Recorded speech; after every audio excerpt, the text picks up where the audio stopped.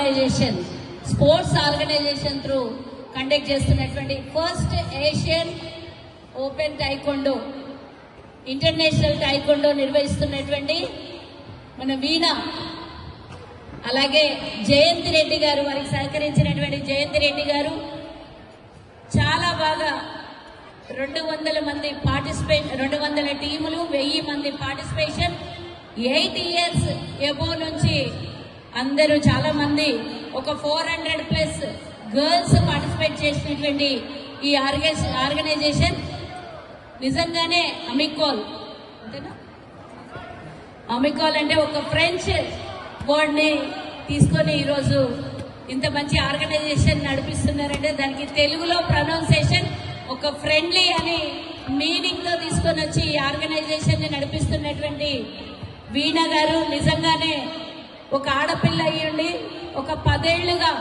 తాను నేర్చుకున్నటువంటి ఒక విద్యని అనుకోండి, ఒక స్పోర్ట్స్ ని అనుకోండి, అమెరికాల్ స్పోర్ట్స్ అకాడమీ వాళ్ళు నిర్వహిస్తున్నటువంటి మంచి కార్యక్రమము నిజంగానే ఒక ఆడపిల్ల అయ్యండి ఒక ఇంటర్నేషనల్ ఇంత పెద్ద ఆర్గనైజ్ చేయాలి, ఇంత పెద్ద ప్రోగ్రామ్ ఆర్గనైజ్ చేయాలి అని అంటే ఒక సింగిల్ హ్యాండ్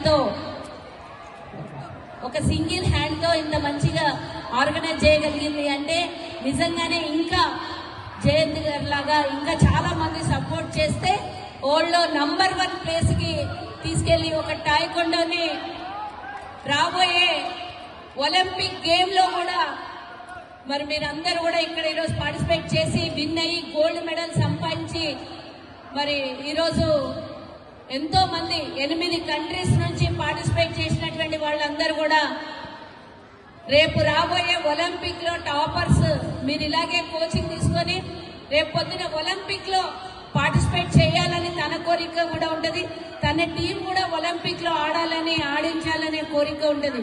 ఇంత కష్టపడి 2 రోజుల నుంచి నిన్నటి నుంచి అంటే ఈ ప్రోగ్రామ్ చేయాలనంటే కొన్ని నెలలుగా స్ట్రెస్, స్ట్రెయిన్, వర్క్ ఎంతో శ్రమ తీసుకొని చేసేటటువంటి ఈ కార్యక్రమము నిజంగానే సింగిల్ హ్యాండ్ తో చేసిందంటే చాలా నిజంగా వీణకి అప్రిషియేట్ చేస్తున్నాము.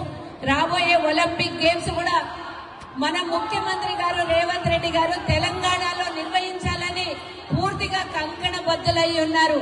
తప్పకుండా రాబోయే 10 ఏళ్ల లోపల ఎప్పుడో ఒకసారి తెలంగాణలో ఒలింపిక్ గేమ్స్ జరిగితే అందులో వీణ వాళ్ళ టీం పార్టిసిపేట్ చేస్తుందని నేను అనుకుంటున్నాను.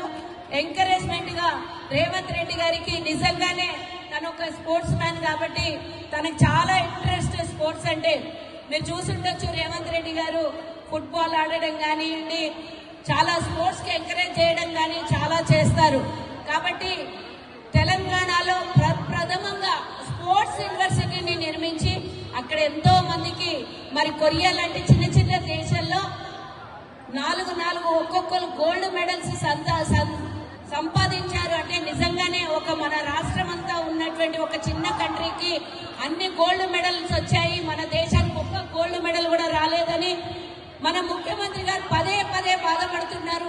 తప్పకుండా రాబోయే కాలంలో ఇంతకన్నా మంచిగా వీళ్ళకు కోచింగ్ ఇచ్చి మన స్పోర్ట్స్ యూనివర్సిటీ ద్వారా మేము నిర్మిస్తున్నటువంటి స్పోర్ట్స్ యూనివర్సిటీలో మీకు కావాల్సినటువంటి సదుపాయాలను కూడా ఇస్తూ ప్రభుత్వం మీకు అండగా ఉంటది. తప్పకుండా స్పోర్ట్స్ ని ఎంకరేజ్ చేయడం కోసమే చాలా కష్టపడితే 100 కోట్లు ఖర్చు పెట్టే ప్రయత్నం ప్రభుత్వం చేస్తుంది. ఎట్టి పరిస్థితుల్లో 140 కోట్లు ఉన్నటువంటి భారతదేశంలో ఒలింపిక్ గేమ్ లో ఒక్క గోల్డ్ మెడల్ సంపాదించట్లేదని చాలా బాధపడుతున్నటువంటి మనము మన తెలుగు రాష్ట్రానికి రాబోయే ఒలింపిక్ లో మనము అనుకున్నట్టు జరిగితే తప్పకుండా తెలంగాణలో ఆర్గనైజ్ చేస్తే తప్పకుండా గోల్డ్ మెడల్స్ సంపాదించాలి. అది మీరే మీ ఆర్గనైజేషన్ మీ టీం ద్వారా సంపాదించాలి. దానికి మీకు ప్రభుత్వం కూడా అండగా ఉండదని మా సహాయం సహకారం తప్పకుండా మీరు ఇంత పెద్ద కార్యక్రమాన్ని తీసుకొని ముందుకెళ్తుంటారు కాబట్టి తప్పకుండా ప్రభుత్వ పరంగా మీకు కావాల్సినటువంటి సదుపాయాలు ఏమన్నా ఉంటే రాబోయే కాలంలో తప్పకుండా మీకు సహకరిస్తుందని తెలియజేస్తున్నాను. జయంత్ గారు ఒక 40 ఏళ్లుగా ఈ ఫీల్డ్ లో ఉండి ఎంతో మందికి వేలాది మందికి కోచింగ్ ఇచ్చి ఈ రోజు ఇక్కడ మనం చూసినాము ఆడపిల్లలని లేదు, మగపిల్లలని లేదు, ఎంతో మంది గోల్డ్ మెడల్ సంపాదించి వాళ్ళ చేతిలో తను కూడా వారి స్టూడెంట్ అని ఇందాకనే విన్నాను నేను. ఇలాంటి వాళ్ళని ఎంతో మందిని మన దేశానికి అందించాల్సినటువంటి అవసరం కూడా ఉంది.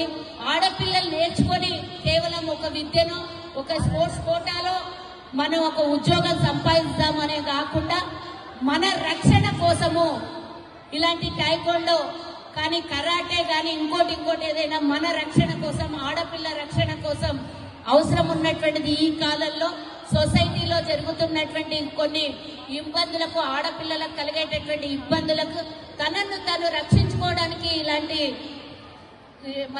కోచింగ్స్ తప్పకుండా అవసరం ఉంటుంది. మీరు 10 మందికి ఆదర్శంగా ఉండాలని సందర్భంగా తెలియజేస్తూ, మేము ఎప్పుడూ మీకు అండగా మంచి కార్యక్రమాన్ని తీసుకున్నారు.